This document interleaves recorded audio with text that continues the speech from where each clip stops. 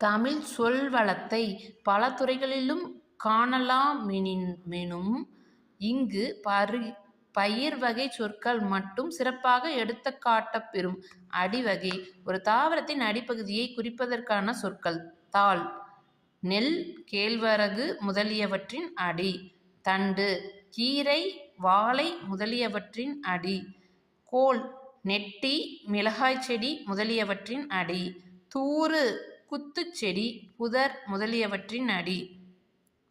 சொல்வளம் இலக்கிய செம்மொழிகளுக்கெல்லாம் பொதுவேனும் தமிழ் மட்டும் அதில் தலை சிறந்ததாகும்.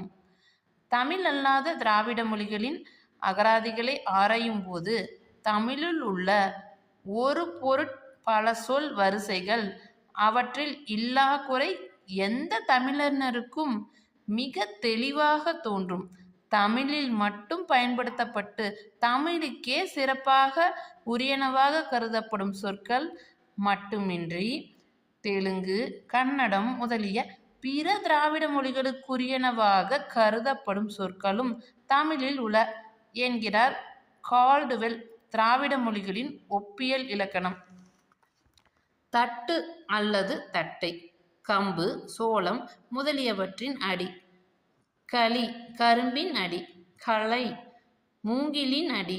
அடி புளி, வேம்பு முதலியவற்றின் அடி. பூவின் நிலைகள் பூவின் நிலைகளை குறிக்கும் சொற்கள். அரும்பு பூவின் தோற்ற நிலை போது. பூ விரிய தொடங்கும் நிலை. மலர் அல்லது அலர் பூவின் மலர்ந்த நிலை. வீ மரஞ்செடியினின்று பூ கீழே விழுந்த நிலை. செம்மல் பூ வாடின நிலை. கிளை பிரிவுகள் தாவரங்களின் அடியிலிருந்து பிரிந்து செல்லும் பிரிவுகளுக்கு வழங்கும் சொற்கள். கவை அடிமரத்தினின்று பிரியும் மாபெரும் கிளை. கொம்பு அல்லது கோப்பு கவையின் பிரிவு. கிளை கொம்பின் பிரிவு. சினை கிளையின் பிரிவு. போத்து சினையின் பிரிவு. குச்சு போத்தின் பிரிவு. இனுக்கு குச்சியின் பிரிவு. காய்ந்த அடியும் கிளையும் பெயர் பெறுதல் காய்ந்த தாவரத்தின் பகுதிகளுக்கு வழங்கும் சொற்கள். சுள்ளி காய்ந்த குச்சு அல்லது குச்சி.